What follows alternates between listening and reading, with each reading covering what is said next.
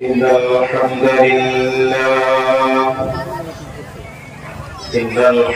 لله نحمده ونستعينه ونستغفره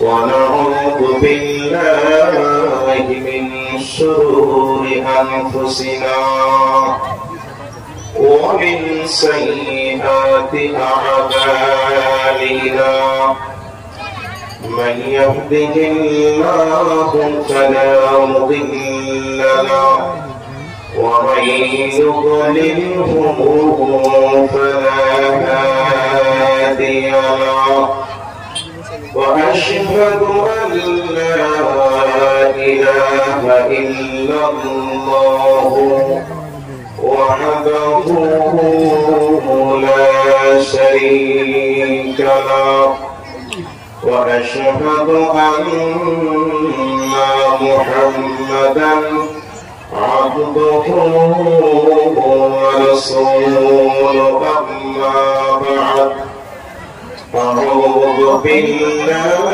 من الشيطان الرجيم بسم الله الرحمن الرحيم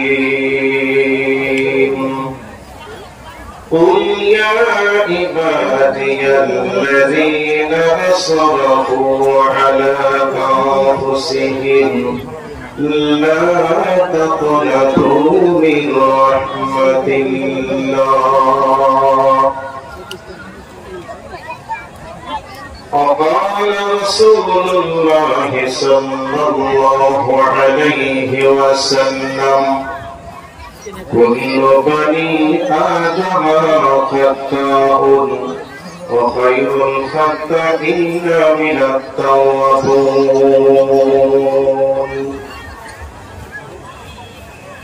উপস্থিত সম্মানিত চলমান সভার নির্বাচিত সুযোগ্য সভাপতি সাহেব, উপস্থিত উলামায়ে কেরাম, সামনে বসে থাকা ইসলাম পিপাসিত শ্রোতা মণ্ডলী, পর্দার অন্তরালে অবস্থানরত আমার জননী জাতি মা ও বোনেরা, প্রশংসা একমাত্র রব্বুল ইজ্জাতের জন্য।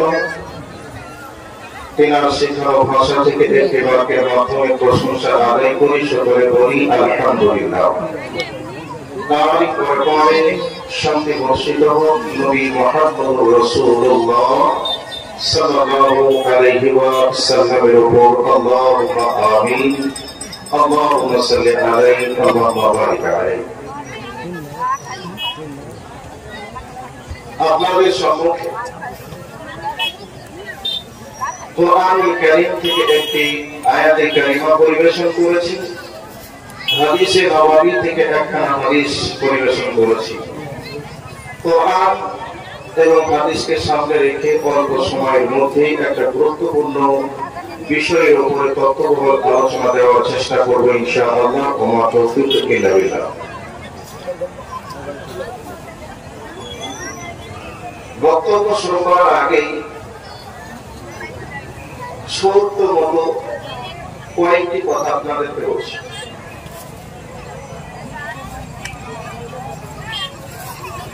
শিক্ষিত হই চাই অশিক্ষিত হই, কুখ্যাত হই চাই বিখ্যাত হই, ধনী হই চাই গরিব হোক, একদিন না একদিন এ পৃথিবী ছেড়ে নীরব নগরের মাটিতে, অনন্তকালের মাটিতে যেতেই হবে। এ পৃথিবীতে এসেছে বা এসেছি মানে যেতে হবে, এ কথা চূড়ান্ত সত্য। গোটা পৃথিবীতে একটা আলোচনা চলছে, ইরানের প্রেসিডেন্ট মারা গেলেন, যেভাবে হোক না কেন মারা গেছেন, ওনার ওই পর্যন্ত সময় আল্লাহ পাক নির্ধারণ করেছেন। সময় হয়ে গেছে, যেভাবে ওনার মৃত্যু লেখা ছিল সেভাবেই ওনার মৃত্যু হয়েছে, উনি চলে গেছেন।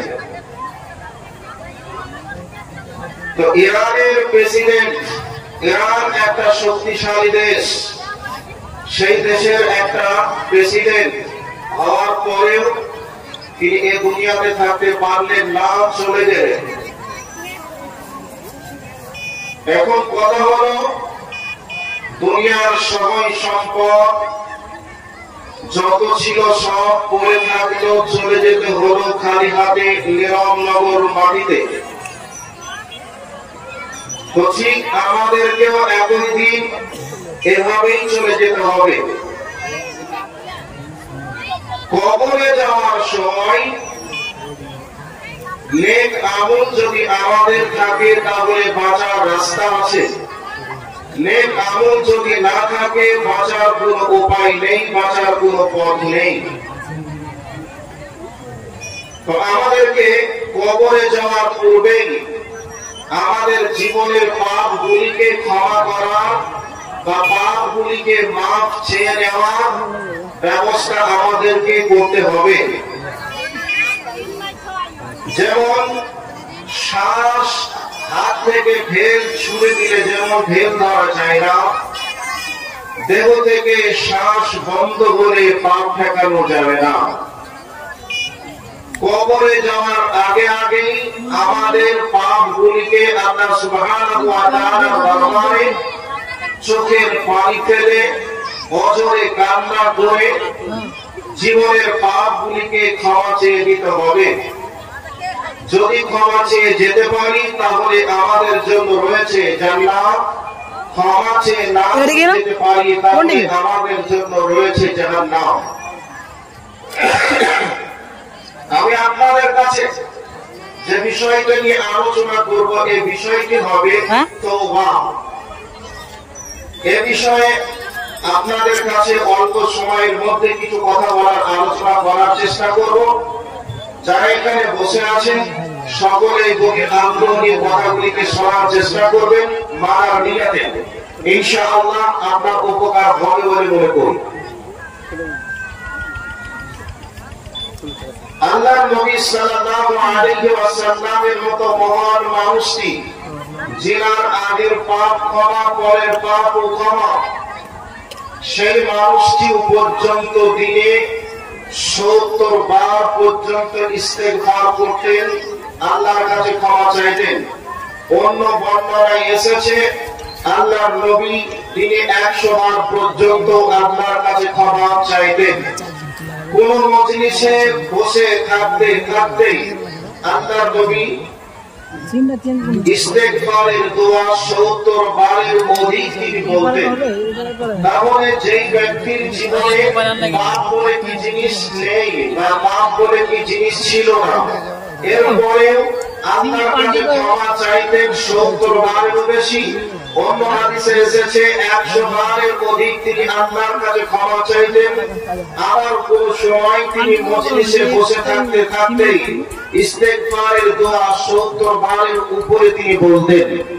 তাহলে তিনার পাপ ছিল না, এরপরেও তিনি এতবার ক্ষমা কেন চাইতেন? হযরত ওমর রাদিয়াল্লাহু তাআলা আনহু, যার প্রসঙ্গে নবী করিম সাল্লাল্লাহু আলাইহি ওয়াসাল্লাম বলেছেন, আমি হলাম শেষ নবী, আমার পরে যদি কেউ নবী হতো তাহলে সেই নবীর টাইটেলটা হযরত ওমরকে দেওয়া হতো। সেই ওমর রাদিয়াল্লাহু তাআলা আনহুর আমলে বা আল্লাহর নবীর জীবদ্দশাতে একবার আকাশ থেকে মুনাফিকের লিস্ট চলে আসলো। এই মুনাফিকের লিস্টটা হযরত উবাই বিন কাবের কাছে আল্লাহ রাসূল রাখলেন। এই অবস্থায় হযরত ওমর রাদিয়াল্লাহু তাআলা আনহু শুনতে পেলেন, জানতে পারলেন মুনাফিকের লিস্ট আল্লাহর পক্ষ থেকে এসেছে, আর ওই মুনাফিকের লিস্টটা হযরত উবাই বিন কাবের কাছে রাখা হয়েছে। এই অবস্থায় আল্লাহর নবীর কাছ থেকে যখন শুনলেন, হযরত ওমর রাদিয়াল্লাহু তাআলা আনহু রাত্রিতে আর বিছানাতে ঘুমাতে পারলেন না। একবার ডান কাত একবার বাম কাত মোটা মোটা নিঃশ্বাস ফেলছেন, আর ঘুমাতে পারেন না। এই অবস্থায় তিনি ভাবছেন যে আল্লাহ, আমার নাম মুনাফিকের লিস্টে যদি এসে যায় তাহলে বাঁচার পথ এখনো আছে। মুনাফিকের লিস্টে যদি নাম এসে যায় তাহলে মহাবিপদের মধ্যে পড়ে যাব। আমার নাম ওই মুনাফিকের লিস্টে নেই তো এইরকম ভাবনা চিন্তা করছেন, ডান কাঁধ আর বাম কাঁধ মোটা মোটা নিঃশ্বাস ফেলছেন, বিছানা মনে হচ্ছে যেন কাটা ভোঁকা করে বকছে, রাত্রি আর পার হচ্ছে না।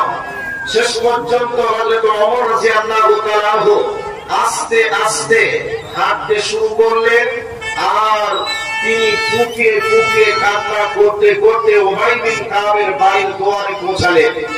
আস্তে করে ডাক দিলেন, ভাই উবাই বিন কাব। আওয়াজ শুনে বুঝতে পারলেন হযরত ওমরের কণ্ঠে আওয়াজ। কি হলো ভাই? এবার হযরত উবাই বিন কাবকে বলছেন, ভাই আকাশ থেকে বা আল্লাহর পক্ষ থেকে মুনাফিকের লিস্ট রাসূলের কাছে এসেছে, আর ওই মুনাফিকের লিস্ট আল্লাহ রাসূল আপনার কাছে রেখেছেন। তবে আমি জানি না কার নাম ওই মুনাফিকের লিস্টে আছে, এবং আমি জানতেও চাই না কার কার নাম আছে। তবে আমি ওমর জানতে চাই আমার নাম আছে কি নেই।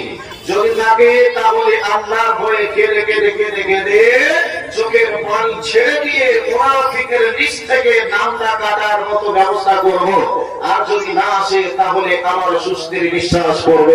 এই অবস্থায় হযরত ওমর রাদিয়াল্লাহু তাআলা কথার উত্তরে হযরত উবাই বিন কাব তখন বললেন, ভাই ওমর তোমার নাম এই মুনাফিকের লিস্টে আসেনি। তাহলে হযরত ওমর কত বড় একটা ব্যক্তি, যেই ব্যক্তির ব্যাপারে রাসূল সার্টিফিকেট দিচ্ছেন আমি হলাম শেষ নবী, আমার পরে যদি কেউ নবী হতো তাহলে ওমরকে দেওয়া হতো সেই নবীর টাইটেল। অথচ সেই ওমর রাদিয়াল্লাহু তাআলা তিনি আল্লাহর ভয়ে তিনি চোখের পানি ছেড়ে দিয়ে কান্না করতে শুরু করলেন। রাত্রিতে আর বিছানাতে ঘুমাতে পারলেন না, সেখানে গিয়েও তিনি জানার চেষ্টা করলেন না আর তার নামটা মুনাফিকের লিস্টে আছে। তো বর্তমান সময়ে আমরা যদি হতাম তাহলে বলতাম, ভাই কার নামটা আছে একটু আমাকে বলো তো। ওই লিস্টে শুধু যদি আমার নাম থেকেই যায় তাহলে তো আমার নাম একাধিক আর আমার সঙ্গে আছে, তো তারও যা হবে আমারও তাই হবে। এইরকম ভাবনা চিন্তা মানুষ করতো। কিন্তু হযরত ওমর রাদিয়াল্লাহু তাআলার চিন্তাধারা কেমন ছিল এই ঘটনা থেকে একটু হলেও আপনারা বুঝতে পেরেছেন। এবারে চলে আসুন হযরত ওমর রাদিয়াল্লাহু তাআলা কোন এক সফরকালে তিনি রাস্তাতে চলছেন। এমন অবস্থায় তিনি রাস্তাতে যেতে যেতে এবার তিনি জিজ্ঞাসা করছেন, কে আছো গো? তোমরা কেমন কেউ আছো? কোরআনের সব থেকে হতাশাব্যঞ্জক আয়াত কোনটা আছে তোমরা আমাকে একটু বলবে কি? তোমরা বলো। পেছন থেকে এবার আওয়াজ চলে আসলো, আল্লাহ পেছন থেকে আওয়াজ চলে আসলো, فمن يعمل مثقال ذرة خيرا يره ومن يعمل مثقال ذرة شرا يره। এই আয়াতটা যখন পড়লেন হযরত ওমর রাদিয়াল্লাহু তাআলা এমন ভাবে কান্না শুরু করলেন, চোখে পানি পড়ে পড়ে পড়ে পড়ে যেমন তার ভিজে জামার উপরে পড়তে শুরু করল। এরকম কান্না করতে করতে এবার আবার হযরত ওমর বলছেন, কে আছো গো? তোমরা আমাকে কেউ কি বলবে? কোরআনুল কারীমের ভিতরে আসা পূর্ণ আয়াত কোরআনে কোথায় আছে তোমরা কি কেউ বলতে পারবে? পেছন থেকে এবার আওয়াজ চলে আসলো, লা তাকনাতু মির রাহমাতিল্লাহ। এবার আওয়াজ দেওয়া হলো যে আল্লাহর রহমত থেকে নৈরাশ হয়ে যেও না, আল্লাহর রহমত থেকে নৈরাশ তোমরা হয়ে যেও না। নিশ্চয় মহান রব্বুল আলামিন তিনি পাপকে ক্ষমা করবেন। এই জন্য আল্লাহ রব্বুল আলামিন বলছেন, কুল ইয়া ইবাদিয়াল্লাযী আসরাফু আলা আনফুসিহিম লা তাকনাতু মির রাহমাতিল্লাহ ইন্নাল্লাহা ইয়াগফিরুয যুনুবা জামিআ। এবার আল্লাহ রাব্বুল আলামিন বলছেন, কুল ইয়া ইবাদিয়াল্লাযী আসরাফু আলা আনফুসিহিম, হে আমার বান্দা বান্দীরা যারা ভুল করে নিজেদের নফসের উপরে জুলুম করে নিয়েছো, পাপ করে ফেলে দিয়েছো, অতএব তোমরা পাপ করার কারণে তোমরা নৈরাশ হয়ে যেও না, হতাশ হয়ে যায় না। এই পৃথিবীর মাঝে সমাজের মাঝে অনেক মানুষকে আমরা দেখতে পাই, অনেক মানুষ এভাবে বলে এই ব্যক্তি এত অপরাধ করেছে, এত অন্যায় করেছে, এই ব্যক্তির অপরাধকে কি আমার আল্লাহ ক্ষমা করবে? অসম্ভব, ক্ষমা করতে পারে না, মাফ করতে পারে না। এই ব্যক্তি এত চুরি করেছে, এত সুদের টাকা উপার্জন করেছে, এত পরের ভাব নষ্ট করেছে, এইভাবে অনেক মানুষের অনেক পাপ থাকে। সেই পাপের দিকে লক্ষ্য রেখে মানুষ তার পাপকে মাপতে শুরু করে দেয় আর বলে অসম্ভব, এত বড় অপরাধকে আল্লাহ ক্ষমা করতে পারে না, এরকম কথা বলে। কিন্তু আল্লাহ রাব্বুল আলামিন বলছে, হে আমার বান্দারা, যারা অন্যায় করে ফেলেছো, জুলুম করে ফেলেছো, পাপ করে ফেলে দিয়েছো, লা তাকনাতু মির রাহমাতিল্লাহ, খবরদার তোমরা আমার রহমত থেকে নৈরাশ হয়ে যেও না। এই আয়াতটা যখন পিছন থেকে পড়া হলো, হযরত ওমর রাদিয়াল্লাহু তাআলা এবার মনের ভিতরে আশা আসলো, নিশ্চয় রব্বুল আলামিন হয়তো ক্ষমা করবেন, মাফ করবেন। এবার চোখের কান্না, এবার চোখের পানি বন্ধ হলো। হযরত ওমর রাদিয়াল্লাহু তাআলা তিনি সুস্থির নিঃশ্বাস ফেললেন। তাহলে যারা মহান মানুষ, তিনারাও পর্যন্ত নিজের অপরাধের কারণে তিনারা চোখের পানি ফেলে কেঁদেছেন। যারা মহান মানুষ, তারপরেও তিনারা ভাবনা চিন্তা করতেন যে কবরে যাব, কবরে কিভাবে রাত পার করব। আমরা অনেক সময় বলতে শুনি যুবকদেরকে, ওই বয়সটা আমাদেরও ছিল, যখন বিবাহ করিনি, বিবাহ করার পূর্বে 6 মাস পূর্ব থেকেই বিবাহ করবে, বাসর রাত্রিতে স্ত্রীর সঙ্গে কি গল্প করবে, কিভাবে ফার্স্ট কথা শুরু করবে, এ ব্যাপারে বন্ধু বান্ধবীদের কাছ থেকে পরামর্শ নেই, এক অপরের মাঝে আলোচনা করে। ঠিক মহিলারা মহিলাদের কাছে আলোচনা করে, ছেলেরা ছেলেদের কাছ থেকে আলোচনা করে। তার মানে হলো 6 মাস আগ থেকেই তারা প্রস্তুতি গ্রহণ করে, কিভাবে কথা বলবে, কিভাবে শুভ সূচনা শুরু করবে, এর প্রস্তুতি নিতে শুরু করে 6 মাস আগে থেকেই। কিন্তু আমি আপনি একবার কি ভেবে দেখেছি যে কবরের প্রথম রাতটা কিভাবে পার করব? আমি যখন কবরে যাব, ওই অবস্থায় আমি আল্লাহর কাছে কি জবাব দেব? ওই কবরের রাতটা আমার জন্য কিভাবে পার করা সম্ভব হবে, কিভাবে পার করব? এ ব্যাপারে আমরা কি একদিন ভাবনা চিন্তা করেছি? ভাবনা চিন্তা করিনি, ভাবনা চিন্তা করিনি। ছেলের বিয়ে দিতে হবে, এ ব্যাপারে ভাবনা চিন্তা আছে। মেয়ের বিয়ে দিতে হবে, জামাই আমার 5 লক্ষ টাকা ইনকাম করে, এ ব্যাপারে ভাবনা চিন্তা আছে। ছেলে আমার বিবাহ দিব, ছেলের বউ এসে আমাদেরকে দেখাশোনা করবে কি করবে না, এ ব্যাপারে আমরা ভাবনা চিন্তা করি। কিন্তু কবরে যাব, কবরের প্রথম রাতটা কিভাবে পার করব, কবরে আল্লাহর কাছে কি হিসাব দিব, এ ব্যাপারে আমাদের কোনো ভাবনা চিন্তা নেই। কিন্তু যারা মহান মানুষ, আল্লাহর প্রিয় বান্দা, তিনারা পর্যন্ত রাত্রিতে বিছানায় শুয়ে ঘুমাতে পারতেন না। তিনারা রাত্রিতে উঠে আল্লাহর ভয়ে চোখের পানি ফেলে কান্না করতেন, আর জীবনের পাপগুলিকে নিয়ে সারা সর্বদাই তিনারা আল্লাহর সামনে নিজেদেরকে সুপ্রত করে দিতেন যে আল্লাহ, আমার দ্বারা এই অন্যায় হয়ে গেছে, মাবুদ তুমি আমাকে ক্ষমা করো, আল্লাহ গো আমি এই অন্যায় করেছি, তুমি আমাকে মাফ করো। এ বলে তিনারা চোখের পানি ফেলে কাঁদতেন। এ ব্যাপারে অনেক হাদিস এসেছে, অনেক হাদিস আছে। তো যাই হোক, আমি আপনাদের কাছে ওই জায়গা পর্যন্ত হয়তো আমি পৌঁছাতে পারবো না। এবার আপনাদের কাছে একটা আয়াতে চলে যাই।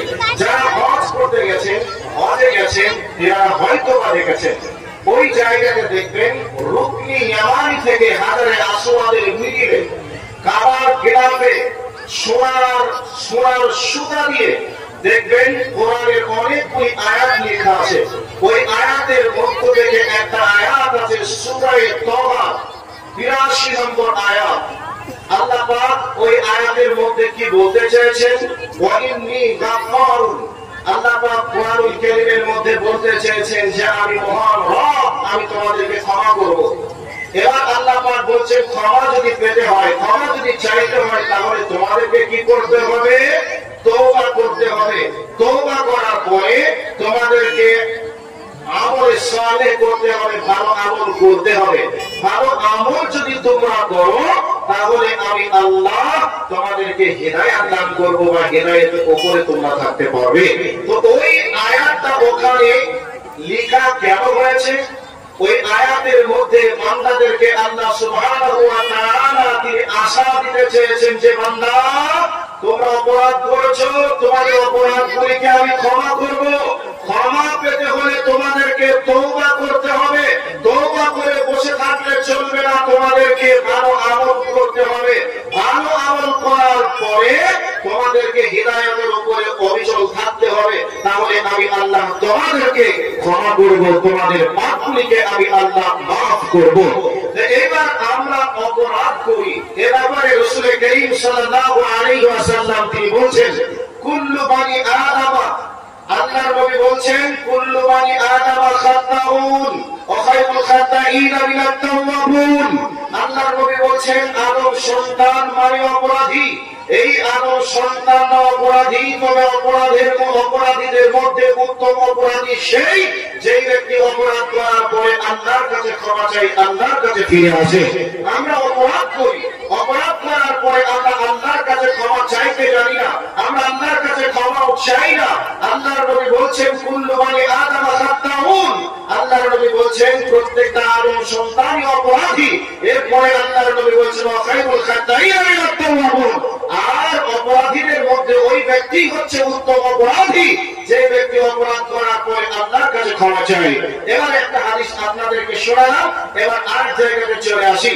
আল্লাহর নবী জনাবে মুহাম্মদুর রাসূলুল্লাহ সাল্লাল্লাহু আলাইহি ওয়াসাল্লাম বলেন আল্লাহ সুবহানাহু ওয়া তাআলা তিনি কত বড় রহমানুর রহিম। উদাহরণস্বরূপ বলছি, পৃথিবীর মধ্যে বাপের কাছে সব থেকে আপনজন হচ্ছে তার ছেলে। ছেলেও যদি বাপের সঙ্গে অভদ্র ব্যবহার করে, বাপের সঙ্গে যদি খারাপ ব্যবহার করে, এই খারাপ ব্যবহার করার পরে বাবা রাগ করলো, ছেলে বাড়ি থেকে পালিয়ে গেল, ছেলের জন্য বাবা বারবার মনের ভিতরে টেনশন করে। ছেলেকে হয়তো বা আমি কিছু বললাম, বা ছেলে হয়তো আমাদের এই কাজটা করলো, আমাদের এই কথা বললো, কেনই বা আমি রাগ করলাম, ছেলে আমার বাড়ি থেকে চলে গেল, তো ছেলে আমার কোথায় গেল না গেল এ ব্যাপারে বাবার টেনশন হয়, হয় কি হয় না? হয়। কিন্তু ছেলের জন্য বাবা এ কথা একবারও বলে না। ছেলে যদি বাড়ি এসে আমাকে যদি বলতো যে আব্বা তুমি আমাকে ক্ষমা করে দাও, আমাকে মাফ করে দাও, তাহলে হয়তো আমি মাফ করতাম। এ কথা মনে মনে ভাবতে পারে, মনে মনে বলতে পারে, কিন্তু ছেলেকে কোনোদিন বাপ বলে না যে বেটা তুই আমার কাছে আয়, তো আমার কাছে ক্ষমা চা, আমি তোকে ক্ষমা করবো, এরকম কথা প্রকাশ্যে বলে না। কিন্তু মনের ভিতরে বাবা মা এরকম অনুশোচনা অনুভূতি করে যে ছেলে আসবে আমাদের কাছে ক্ষমা চাইবে, আমরা ক্ষমা করে দিয়ে পূর্বের মতো আপন করে নেবো, এই কথা মনে মনে ভাবে, কিন্তু তারা প্রকাশ্যে বলে না। এবার আপনাদেরকে এই জায়গাটা রেখে দিলাম। এবার একটা হাদিসে চলে যায়। আল্লাহর নবী জনাবে মুহাম্মদুর রাসূলুল্লাহ সাল্লাল্লাহু আলাইহি ওয়াসাল্লাম বলছেন বান্দারে ওই আমার উম্মতের দল তোমরা শুনে নাও। যখন আল্লাহর নবী বলছেন তানজিল রব্বানা তাবারাকা ওয়া তাআলা, আল্লাহর নবী বলছেন প্রত্যেকটা রাত্রিতে রব্বুল আলামিন দুনিয়ার আসমানে নেমে আসেন। নেমে আসার পরে বান্দাদেরকে বলেন কখন তিনি নেমে আসে, হাদিসের পাতাতে তাও বিদ্যমান রয়েছে। নবী আমার বলছেন প্রত্যেক রাত্রিতে আল্লাহ এই দুনিয়ার আসমানে নেমে আসে যখন রাতটা 3 ভাগের 2 ভাগ অতিক্রম হয়ে যায়, আর শেষ ভাগে নবী আমার বলছেন আল্লাহ আসমানে দুনিয়ার আসমানে নেমে আসে বান্দাদেরকে বলে ও আমার বান্দারা তোমরা কে কি অপরাধ করেছো তোমরা বলো, আমার কাছে তোমাদের অপরাধের বিষয় নেই, তোমরা আমার কাছে ক্ষমা চাও, আমি রব্বুল আলামিন তোমাদেরকে ক্ষমা করে দিব, তোমাদেরকে আমি মাফ করে দিব। এবার এই হাদিসটার সঙ্গে বাস্তবে মিলিয়ে নিন যে আল্লাহর নবী বলছেন যে আল্লাহ বান্দাদেরকে ক্ষমা করার জন্য এই দুনিয়ার আসমানে নেমে এসে বান্দাদেরকে প্রত্যেকটা রাত্রি বলতে থাকে বন্ধুরে কিন্তু আমাদের সন্তানরা যদি আমাদের সঙ্গে রাগান্বিত হয়ে যায়, রাগ অভিমান করে, বা আমরা যদি আমাদের বাবা মার সঙ্গে রাগ অভিমান করি, এই অবস্থায় বাবা মা কোনদিন আমাদেরকে ডেকে বলে না, আয় তোদেরকে ক্ষমা করে দিব, আয় তোরা আমার কাছে ক্ষমা চা, তোদেরকে ক্ষমা করে দেবো, বরং এ কথা বলে না। বরং তারা মনে মনে ভাবতে পারে এই অবস্থাতে এবার আপনার সন্তান আপনার উপরে রাগান্বিত হয়ে কোথাও যেন চলে গেল, কয়েকদিন বাড়ি আসলো না, মনের ভিতরে বারবার আপনার মন যাওয়া আনচান করে, সেটি আমার কোথায় গেল, কি হলো, কি হবে, এইরকম ভাবনা চিন্তায় মনে আপনার শান্তি নেই। খাবার খেতে গিয়েও যেন আপনার রুচি হচ্ছে না, খাবার মন চাচ্ছে না। এমন অবস্থায় গভীর রাত্রিতে শুয়ে আপনি ভাবছেন, না জানি আমার পরিবার টুকরা মায়ের পুত্রী সন্তান আমার কোথায় গেল, খেতে পেল কি পেল না, এই ব্যাপারে ভাবনা চিন্তা করছে। এরপরে আপনার ভিতরে এমন যেন রাগ হয়ে আছে, ছেলে আমার সঙ্গে এইরকম দুর্ব্যবহার করেছে, আমি তাকে আর বাড়িতে উঠতে দেব না, আমি তাকে আর বাড়ির মধ্যে বাড়ির ভিতরে আশ্রয় দেব না, আমার সয় সম্পদ অন্যজনকে দিয়ে দেব, তবু যেন আমার সন্তানকে সয় সম্পদ দিব না। এদিকে মনে রাগ হচ্ছে, এদিকে ছেলের ব্যাপারে আমার টেনশন হচ্ছে। এই অবস্থায় মনে করে নেন আপনার ছেলে বাড়ির ভিতরে বাড়িতে এমন সময় ফিরে আসছে গভীর রাত, এই অবস্থায় আপনি বাড়ির ভিতরে আছেন, আপনার সন্তান যেন বাইরে বাইরে আছে। এই অবস্থায় গভীর রাত্রিতে আম্মা বলে ডাক দিয়েছে, এদিকে আব্বা বলে ডাক দিয়েছে। আব্বা আম্মা ডাকটা শোনার সাথে সাথে আপনার কান যেন আপনাকে বলে দিলে এই ডাকটা আমার 2 নম্বর সন্তানের ডাক, যে সন্তান আমার কাছ থেকে রাগান্বিত হয়ে রাগ অভিমান করে বাড়ি থেকে পার হয়ে চলে গেছে, সেই সন্তান যেন এসে আব্বা আব্বা বলে ডাকছে। এদিকে মনে মনে আনন্দ হচ্ছে, ছেলে আমার বাড়ি এসেছে, কিন্তু উপরে উপরে ছেলেকে বলছে, তুই গিয়েছিলি তা আমার কেন ফিরে আসবি, তোর মতো ছেলের দরকার নেই, যা যা যা। এইরকম ভাবনা চিন্তা আপনার মনের ভিতরে আসছে এবং বলছে।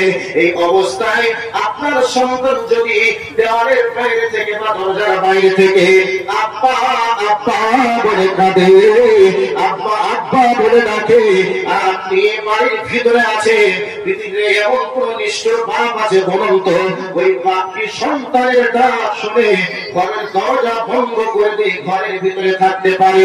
অসম্ভব থাকতে পারে না। আপনার সন্তানের গায়ে যদি জামা কাপড়ে নোংরা আবর্জনা ময়লা লেগে থাকে, আর আপনার শরীরে দামি পোশাক আছে, এরপরেও যদি আপনার সন্তান নোংরা জামা কাপড় নিয়ে এসে আব্বা বলে জড়িয়ে ধরতে চায়, মা বলে যদি জড়িয়ে ধরতে চায়, আপনি একবারও বলবেন না যে তোর গায়ে নোংরা আবর্জনা লেগে আছে, আমাকে জড়িয়ে ধরিস না, আমাকে স্পর্শ করিস না, এমন কথা বলবেন না। বরং সন্তান এসেছে, বুকের সঙ্গে জড়িয়ে ধরে সন্তানও কান্না করবে, বাপও কান্না করবে, আর এই অবস্থায় বাপ বলবে, বেটা রে তুই কেন গিয়েছিস, বল বল বল, আমার সঙ্গে এই ব্যবহারটা তুই কেন এবার করলি বল, যদি আমার সঙ্গে ব্যবহারটা তুই এমন না করতিস, তোকে বাড়ি থেকে বার করে দিতাম না।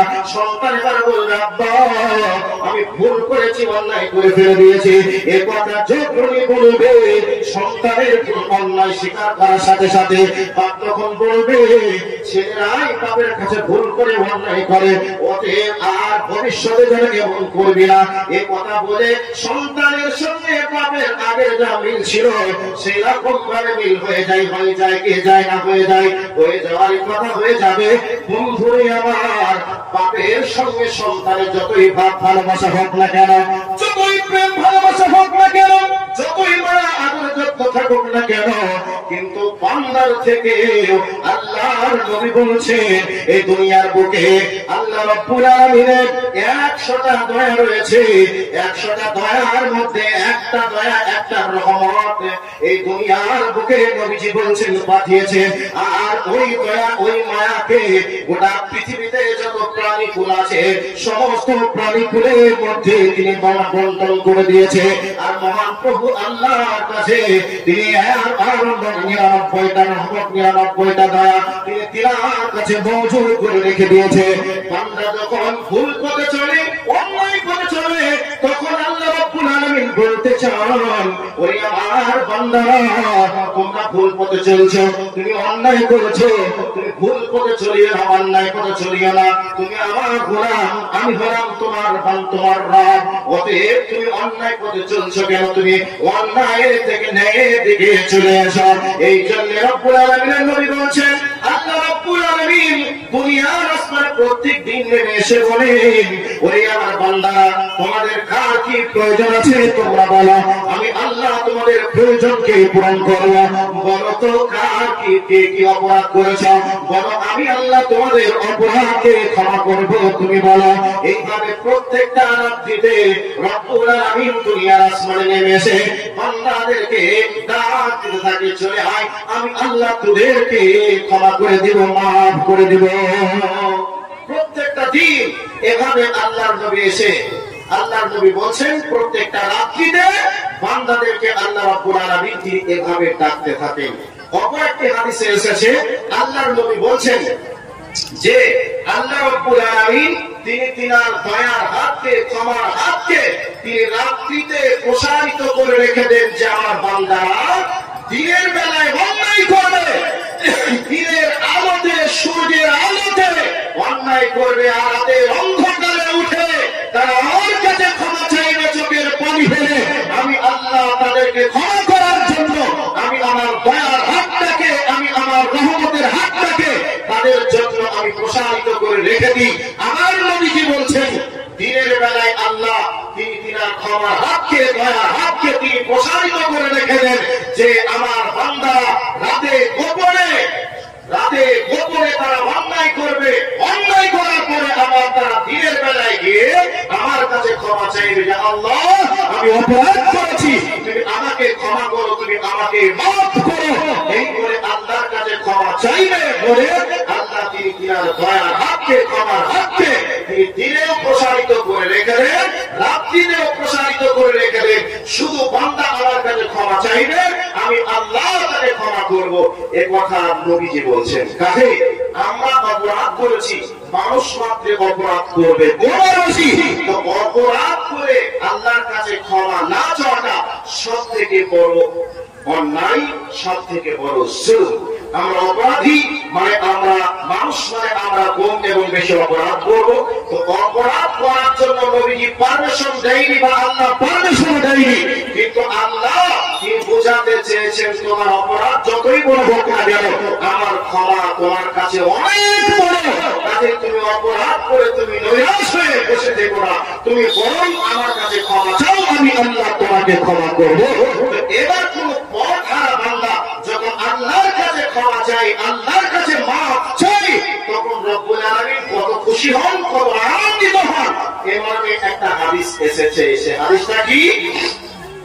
আল্লাহর নবী বলছেন, কোন একজন ব্যক্তি মরুভূমিতে উট নিয়ে, খাদ্য নিয়ে, পানি নিয়ে সফরে চলে গেল। সফরে যাওয়ার পরে মরুভূমিতে ক্লান্ত হয়ে গাছের ছায়াতে যেন ঘুমিয়ে গেছে। এই অবস্থায় ওটটা যেন তার কাছ থেকে কোথায় গায়েব হয়ে গেছে, আর খুঁজে পাচ্ছে না। ঘুম থেকে উঠে দেখছে ওটা নেই। এবার ওটাকে খোঁজাখুঁজি করে দেখলো, কোথাও পেল না। ওই ব্যক্তি হতাশ হয়ে গাছের ছায়াতে ফিরে এসে ভাবতে লাগলো, এখন আমার মরা ছাড়া কোনো রাস্তা নেই, কোনো উপায় নেই। কারণ এটা হলো মরুভূমি, এই মরুভূমিতে পানি নেই, খাবারের কোনো ব্যবস্থা নেই। আর এই মরুভূমির বালুর উপর দিয়ে আমি যেন হেঁটে কোথাও যাবো, যাওয়ার যেন কোনো ব্যবস্থা নেই। এই অবস্থাতে ওই ব্যক্তি সিদ্ধান্ত নিয়ে নিল, মনের ভিতরে এরকম কনফিডেন্স চলে আসলো, আমার বাঁচার কোনো উপায় নেই, আমি আর বাঁচবো না, আমার ছাড়া কোনো উপায় নেই। এই অবস্থায় নৈরাশ হয়ে গেল, আমার সেই গাছের ছায়াতে শুয়ে ঘুমিয়ে গেল। ঘুমের মাঝে স্বপ্ন দেখতে লাগলো, তার যেন হারিয়ে যাওয়া ওটা খাদ্য খাবার নিয়ে আমার যেন ফিরে এসেছে। এই অবস্থায় এই স্বপ্ন যখন দেখলো, দেখার পরে সে ব্যক্তি ঘুম থেকে উঠে চোখ খুলে দেখছে তার ওটা যেন তার মাথার কাছে দাঁড়িয়ে আছে।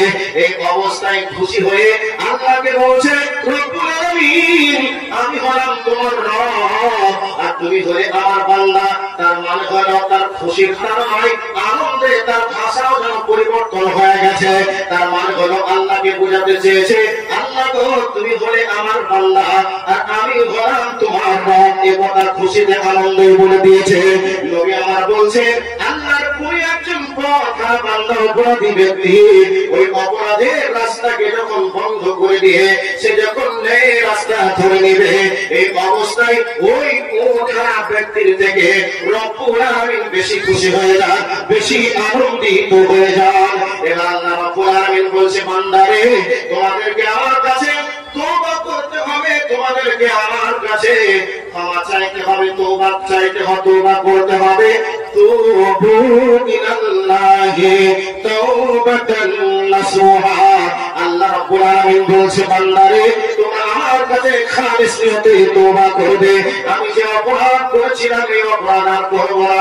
এই অপরাধ করার কারণে সত্যি আমি অনুতপ্ত, সত্যি আমি এই অপরাধ করার কারণে আমি নতজানু হয়ে অনুতপ্ত সহকারে কিন্তু সন্তুষ্ট মনোভাবে রব্বুল আলামিনের কাছে ক্ষমা চাওয়া, মনের ভিতরে দীর্ঘ মনের ভিতরে দৃঢ় প্রতিজ্ঞা করা, আমি এই অপরাধ আর করব না। আর এই অপরাধের জন্য আমি নিজেই লজ্জিত, আমি নিজেই অনুতপ্ত। এই ভাবনা চিন্তা করে যে ব্যক্তি তওবা করবে, আল্লাহ রাব্বুল আলামিন তার তওবাকে ক্ষমা করবেন, তার তওবাকে কবুল করবেন, তার জীবনের পাপগুলিকে মাফ করে দিবেন। আল্লাহ রাব্বুল আলামিন কোরআনুল কারীমের মধ্যে আয়াতের মধ্যে বলেছেন যে আমার বান্দারা তোমরা যদি তওবা করো, তওবা করে তোমরা যদি আমার রাস্তায় ফিরে আসো, আর জীবনে যদি তুমি সেই অন্যায় কাজগুলি না করো, তাহলে আমি রব্বুল আলামিন তোমাদের নেকি, তোমাদের পাপগুলিকে আমি আল্লাহ নেকি দ্বারা রূপান্তরিত করে দেব। তোমাদের অপরাধগুলিকে আমি আল্লাহ নেকি দিয়ে তোমাদেরকে নেকি দিয়ে আমি পরিণত করে দিব, পরিবর্তন করে দিব। সেই রব্বুল আলামিনের দয়া কত, সেই রব্বুল আলামিনের রহম কত, সেই রব্বুল আলামিনের মায়া কত।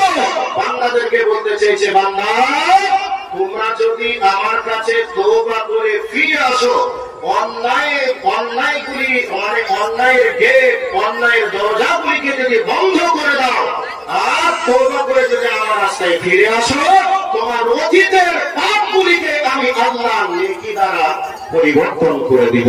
তাহলে এটা আমাদের জন্য কোন দয়া, আমাদের জন্য কোন মায়ার একটা বিষয়।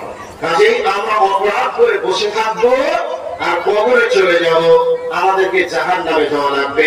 অপরাধ করা হয়ে গেছে, এবার আল্লাহর কাছে ফিরে এসে আল্লাহকে বলো যে আল্লাহ এই অপরাধ করার কারণে আমি লজ্জিত, আমি অনুতপ্ত, আমি আর অন্যায় করব না।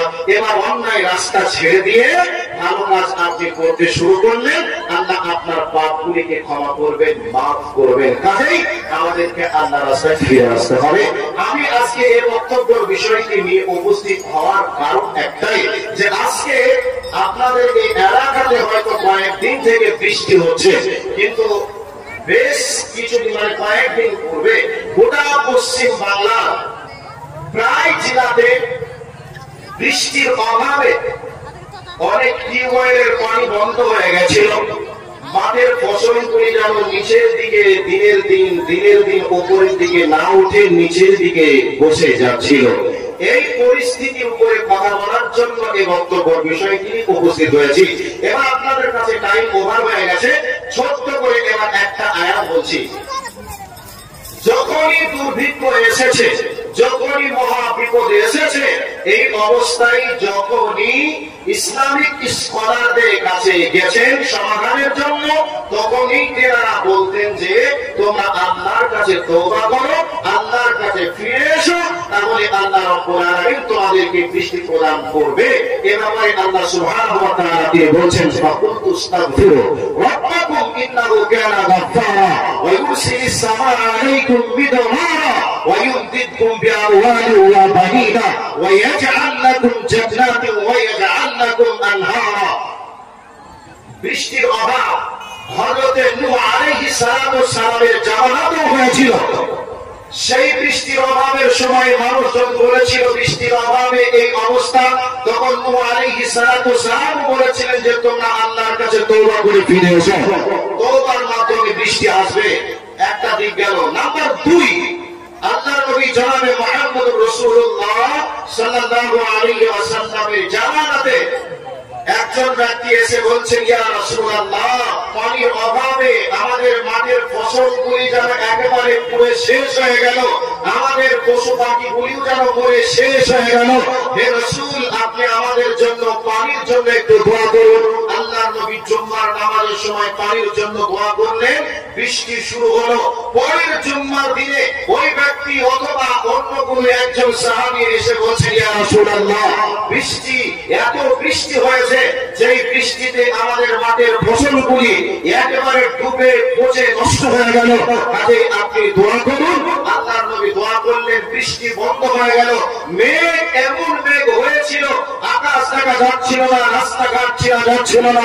এই অবস্থায় দোয়ার মাধ্যমে আল্লাহর নবী দোয়া করলেন, মেঘ সরে গেল, সূর্য দেখা গেল, রাস্তা চিনা গেল। এইরকম একটা সিচুয়েশন রাসূলের জামানাতে হয়েছিল। রাসূল দোয়া করেছিলেন, বৃষ্টি হলো। রাসূল দোয়া করলেন, বৃষ্টি বন্ধ হলো। তাহলে দোয়ার মাধ্যমে বৃষ্টি হয়েছে, দোয়ার মাধ্যমে বৃষ্টি বন্ধ হয়েছে। হযরত মূসা আলাইহিস সালাতু ওয়াস সালামের জামানাতে হযরত মূসা আলাইহিস সালাতু ওয়াস সালামের কওম বললেন, হে নবী মূসা, বৃষ্টির অভাবে আজকে মাঠের ফসলগুলি পুরো শেষ হয়ে গেল, আপনি একটু আল্লাহর কাছে দোয়া করুন। আল্লাহর নবী হযরত মূসা লোকজনকে নিয়ে ইস্তেসকা নামাজের মাধ্যমে তিনি এবার পানি চাইতে শুরু করলেন। আল্লাহর কাছে পানি চাচ্ছে, পানি বন্ধ হয়ে যায়, পানি না হয়ে রোগ হয়। এমন অবস্থায় হযরত মূসা নবী একটু রাগী মানুষ, রাগী নবী আল্লাহকে বলছেন, হে আল্লাহ, তোমার কাছে আমি পানির জন্য দোয়া চাচ্ছি, পানি চাচ্ছি, আপনি পানি না দিয়ে তুমি বৃষ্টি দিচ্ছ, তার কারণ কি? শেষ পর্যন্ত হযরত আল্লাহর কাছে খবর, হযরত মূসা নবীর কাছে খবর আসলো, হে নবী মূসা, কেমন করে বৃষ্টি হবে?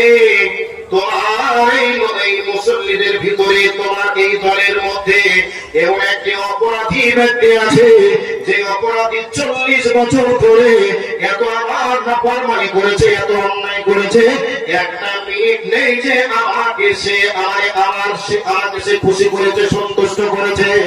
একটা মিনিট নেই, 40 বছরে আমাকে সে খুশি করেছে, 40 বছর ধরে সে অন্যায় করে আমাকে অসন্তুষ্ট করেছে। এই অবস্থাতে হযরত মূসা আলাইহিস সালাম তিনি বলতে শুরু করলেন, কে আছো গো? এইরকম অপরাধী 40 বছর ধরে আমার রবকে সে নারাজ করেছে, এইরকম অপরাধী কে আছো বলো? সেই অপরাধীর জন্য আল্লাহর কাছ থেকে বৃষ্টি বন্ধ করে দিয়েছে।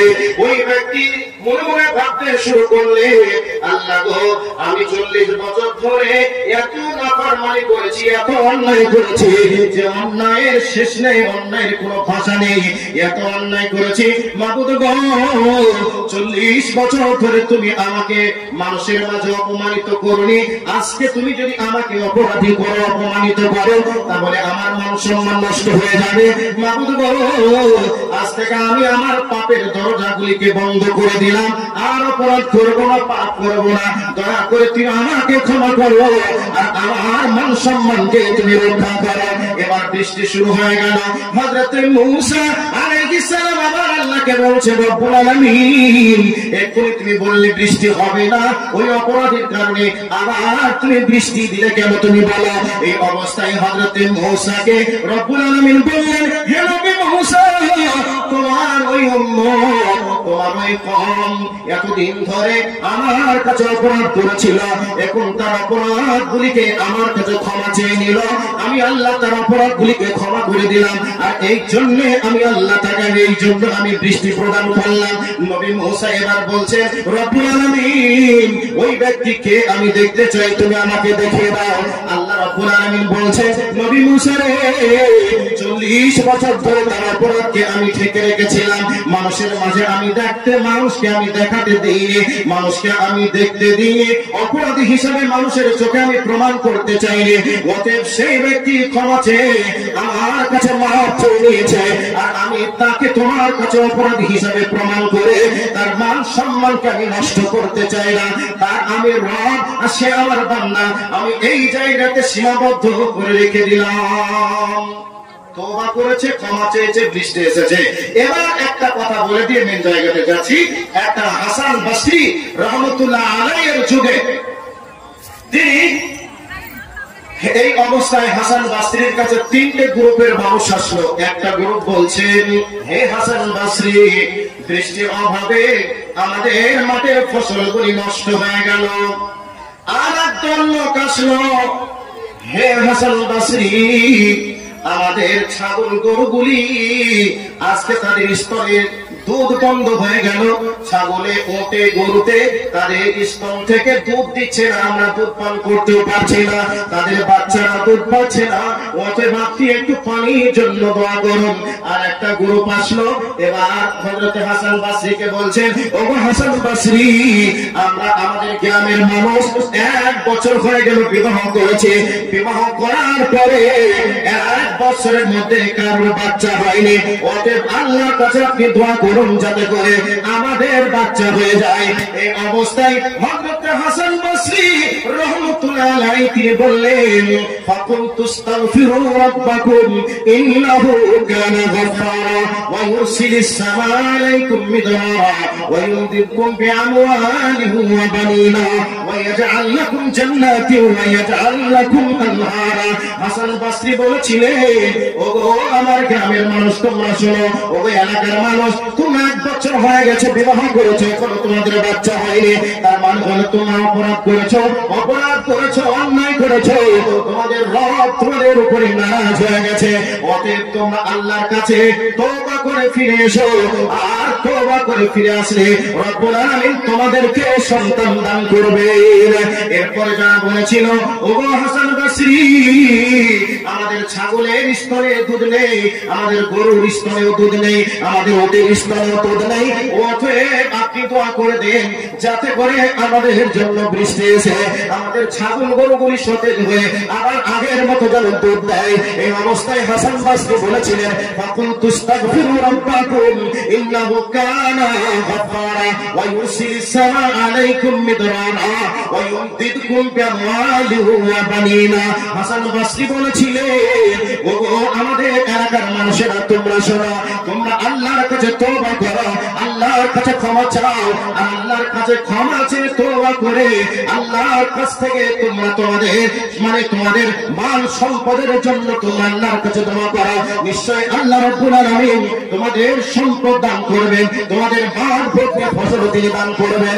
এবার হাসান বসরির কাছ থেকে 3টে গ্রুপের মানুষ এবার শিক্ষা যখন নিয়ে চলে গেলেন, আল্লাহর কাছে তওবা করলেন। আল্লাহর কাছে তওবা করার কারণে 1 সপ্তাহের মধ্যে তাদের বৃষ্টি হলো। এবার বৃষ্টি হয়ে ছাগলের, গরুর, ওটের স্তনে দুধ চলে আসলো। মাঠের মৃত ফসলগুলি যেন জীবিত এবার রূপান্তরিত হলো।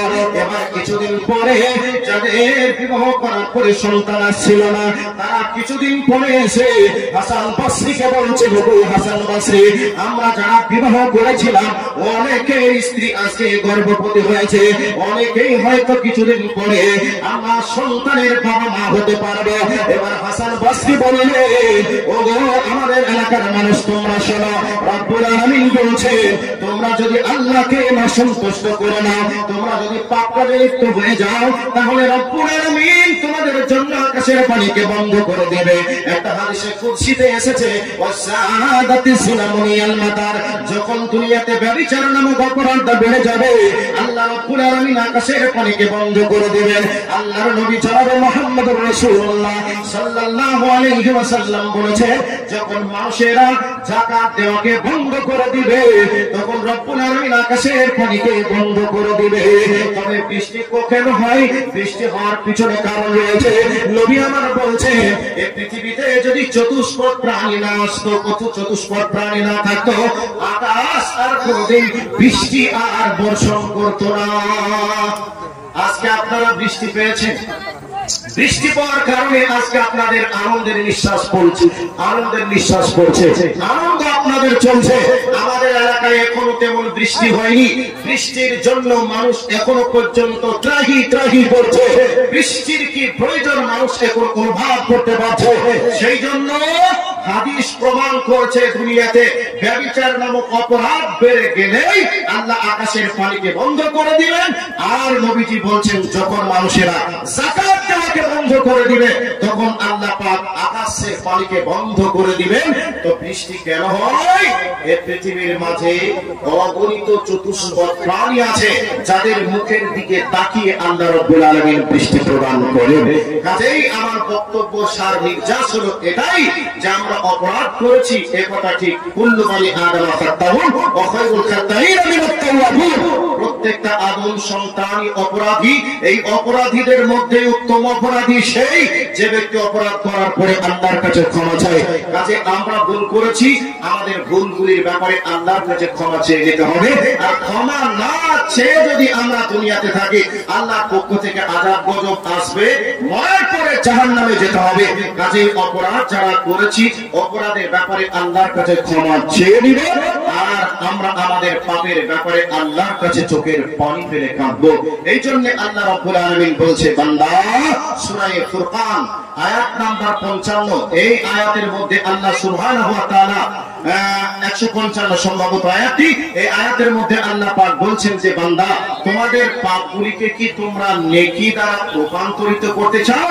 নেকি দ্বারা যদি রূপান্তরিত তোমরা করতে চাও তাহলে তোমরা তওবা করো, ভালো আমল শুরু করে দাও। তোমাদের অতীতের পাপগুলিকে আল্লাহ নেকি দ্বারা পরিবর্তন করবেন। একবার সুবহানাল্লাহ বলা যাবে না? কাজেই আল্লাহ রাব্বুল আলামিন তিনি আমাদের পাপগুলিকে ক্ষমা করার জন্য দুনিয়ার আসমানে নেমে আসেন। বান্দাদেরকে বলেন বান্দা তুমি আমার কাছে ক্ষমা চাও, আমি তোমাদের ক্ষমা করব। তোমাদের কিছু কি প্রয়োজন আছে তোমরা আমাকে বলো, আমি তোমাদের প্রয়োজন পূরণ করব। তোমরা আমার কাছে কি চাও তো বলো, আমি তোমরা যা চাইবে আমি তাই তোমাদেরকে দিব। অসুস্থ আছো বলো, আমি তোমাকে সুস্থতা দান করব। অভাবে আছো আমি তোমাকে সচ্ছলতা দিব। তুমি অপরাধ করেছো আমি তোমাকে ক্ষমা করব। এ ব্যাপারে অনেক হাদিস আছে। কাজেই আমি ওই দিকে লক্ষ্য রেখে কথা আর বলতে পারছি না, যেহেতু 11টা পর্যন্ত আলোচনা করার সময় ছিল, 11টা বেজে 21 মিনিট হলো। কাজেই বক্তা হয়তো বা আসছে আপনাদের কাছে। আর কয়েকটি কথা আপনাদের কাছে বলছি, সেটা কি? ভালো কাজ করতে হবে এ কথা আপনাদেরকে বলছিলাম। তওবা করে ভালো কাজ করতে হবে। এই আয়াতটা আল্লাহ পাক বলতে চাচ্ছেন যে বান্দা তুমি যদি তওবা করে ভালো কাজ করো তাহলে তোমার অতীতের পাপগুলিকে আমি আল্লাহ নেকি দ্বারা রূপান্তরিত করব। একটা আয়াত সূরা তাহা 82 নম্বর আয়াতের মধ্যে আল্লাহ পাক তিনি বলছেন যে আমি তোমাদের পাপকে ক্ষমা করব। শর্ত হলো তওবা করো, নেক আমল করো, তাহলে আমি আল্লাহ তোমাদের পাপগুলিকে ক্ষমা করে দেব। কোথায় আছে আয়াতটি? সূরা তাহা 82 নম্বর আয়াত। রুকনি ইয়ামানি এবং হাজারে আসওয়াদের এই মিডিলে কাবা শরীফের গিলাফের উপরে চাদরের উপরে সৌদি গভর্নমেন্ট এই আয়াতটাকে লিখে রেখেছে। বান্দা পড়বে, নয়স হয়ে না। অপরাধ করেছো ক্ষমা চাও, তুমি ভালো কাজ করো, আমি আল্লাহ তোমার পাপগুলিকে ক্ষমা করব। এর জন্য বান্দাদেরকে আশা দেওয়ার জন্য লিখে রাখা হয়েছে। এবার ভালো কাজ আপনাদেরকে করতে হবে। এ ব্যাপারে ছোট্ট করে একটা কথা বলে দিই, দিনের জায়গাতে যাচ্ছি।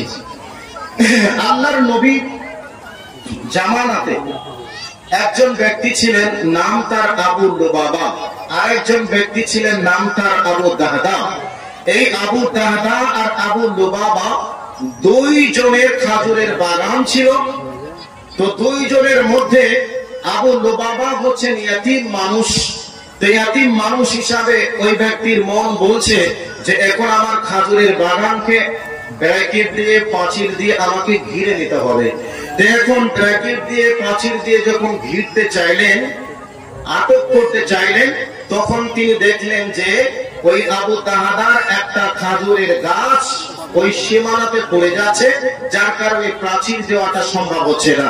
এই অবস্থায় আবু দাহদাকে আবু লুবাবা বলছেন, ভাই আপনার খাজুরের গাছটা হয় আমাকে বিক্রি করে দেন, আর তা যদি না হয় আমাকে দান করে দেন। এবার আবু দাহদা বলছেন আমি বিক্রিও করব না, আমি দানও করব না।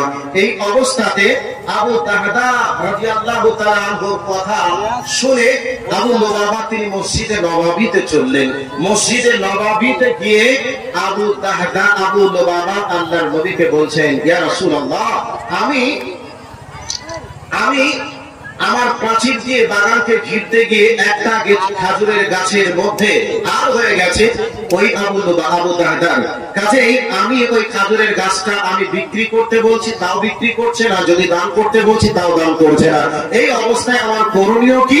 এই অবস্থাতে আবু তাহদার পক্ষ থেকে, আবু লুবাবার পক্ষ থেকে আবু তাহদা রাদিয়াল্লাহু তাআলা আনহুর কাছে আল্লাহর নবী বললেন, আবু তাহদা, তুমি খাজুরের গাছটা হয় বিক্রি করে দাও, না হয় দান করে দাও। ওই অবস্থাতে আবু তাহদা বলছেন, আমার দ্বারা সম্ভব নয়, আমি বিক্রিও করব না, আমি দানও করব না।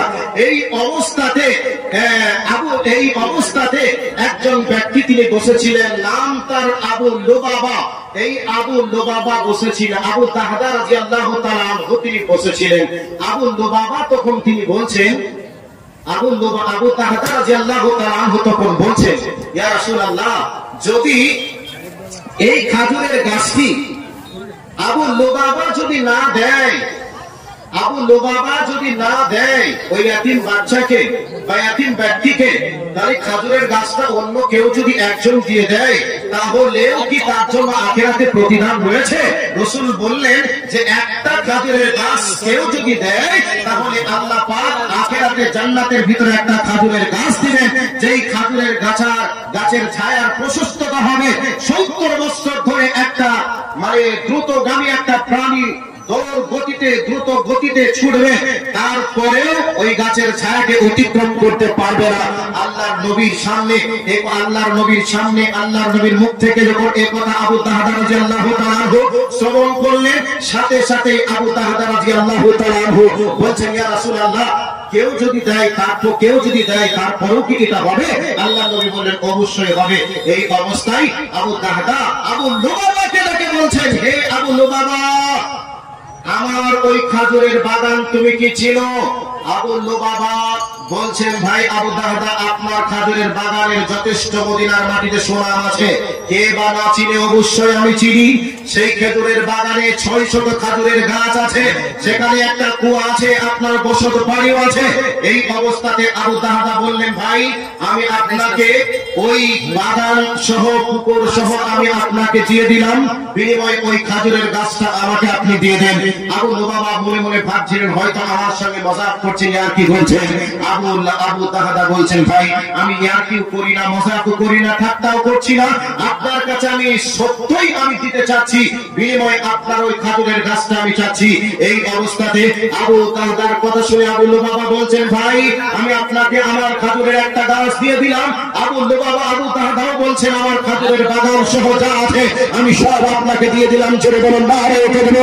এই কথাটা শোনার পরে এই অবস্থাতে আবু লুবাবা অত্যন্ত আনন্দিত হয়ে সাথে সাথে আবু তাহদা ছুটলেন বাড়ির দিকে।